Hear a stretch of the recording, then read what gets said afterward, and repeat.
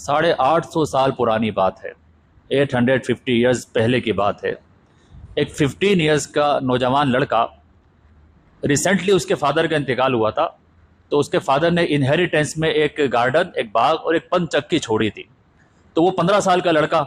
اسی سے اپنی انکم جنریٹ کیا کرتا تھا۔ باغ جو تھا، جو گارڈن تھا، اس کی حفاظت کرتا، ٹیک کیئر کرتا، اس میں جو فروٹس لگتے تھے ان کو مارکیٹ میں بیچ کے اپنی زندگی کو آگے بڑھا رہا تھا۔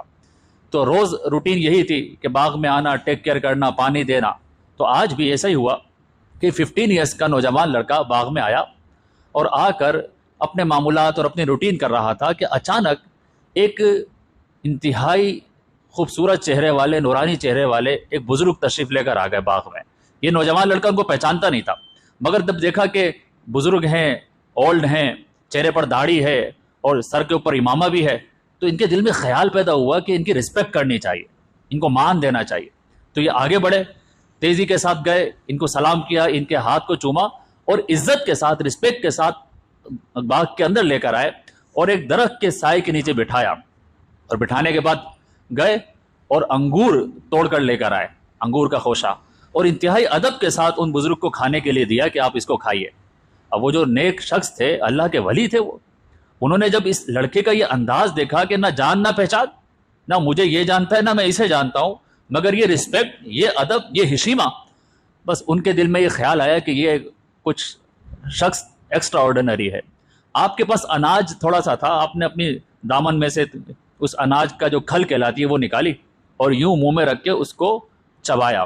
اور چبا کر پھر اس نوجوان لڑکے کو کہا بیٹا یہ کھا لو۔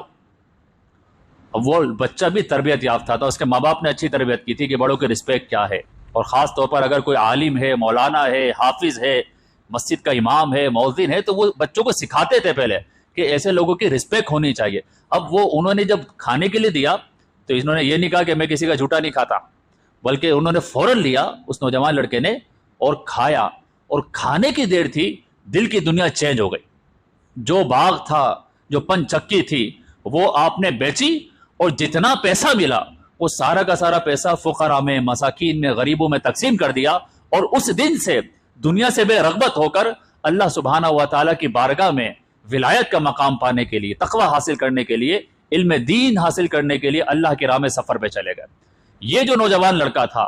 کہ جس نے ایک ایسے شخص کی عزت کی کہ جن کو یہ جانتے نہیں تھے، وہ ریئل میں اللہ کے ولی تھے، جن کا نام حضرت سیدنا ابراہیم کندوزی رحمۃ اللہ تعالی علیہ تھے، اور جس نوجوان لڑکے نے عزت کی، احترام کیا، اور اس احترام اور عزت کی وجہ سے اللہ کے ولی نے ان کو نواز دیا، وہ نوجوان لڑکا کوئی اور نہیں، بعد میں سلطان الہند، خواجہ خواجگان، غریب نواز حسن سنجری اجمیری رحمۃ اللہ تعالی علیہ کہلائے۔